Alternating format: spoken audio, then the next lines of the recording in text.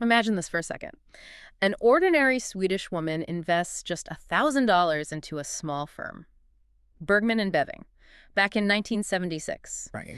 That $1,000, just held patiently, is now worth an eye-watering $7.5 million. And that's before you even count the dividends. That kind of exponential growth, I mean, that's the direct result of what this book calls the compounder's blueprint. It's this small, often totally overlooked group of companies. Acquisition-driven firms. Exactly. And they just perfected the art of long-term wealth creation. So for this deep dive, we're looking at their strategy. These companies delivered a staggering 22% compounded annual growth rate over 35 years, just absolutely smoking the major indices. And our source for this is mainly the book, The Compounders. From Small Acquisitions to Giant Shareholder Returns, it's by Oddbjørn Dybvad, Kjetil Nyland, and Adnan Hadziefendic.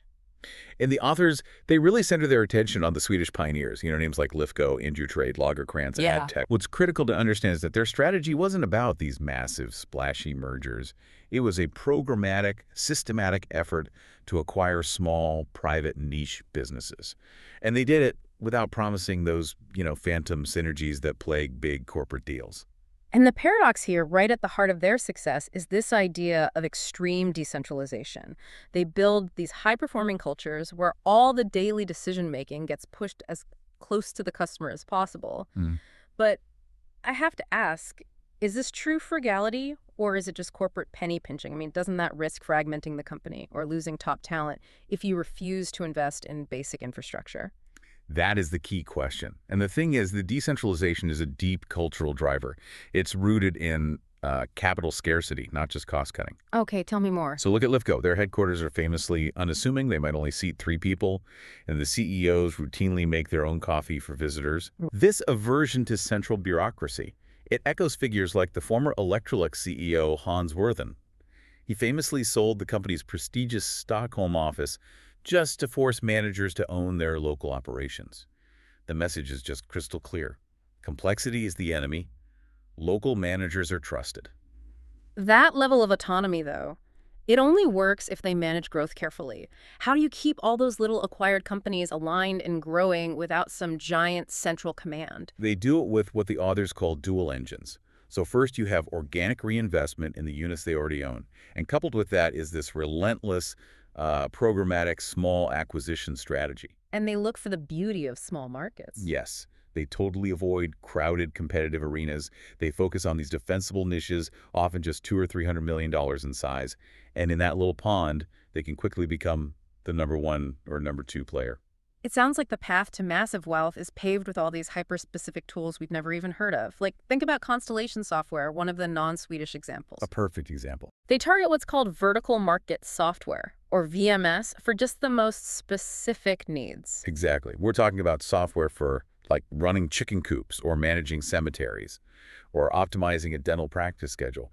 These are not high-growth, high-hype markets at all. But they're sticky. They're incredibly sticky. They provide mission-critical recurring revenue streams, and they're protected from competition. It's all about cash stability. So that stability, that has to lead directly to the third big idea, right? The financial discipline. What's the metric? How do they keep managers accountable to cash flow, not just chasing revenue? They live and breathe one crucial number. It's way more rigorous than, your standard EBITDA or revenue metrics. Okay. The Bergman and Beving spin-offs, they adhere religiously to something called profit over working capital, or PWC, and they target better than 45%. 45%, and the logic is? The logic is profoundly simple. For every single dollar you have tied up in inventory or receivables, your working capital, the company has to generate more than 45 cents of profit. That ratio must absolutely force capital efficiency.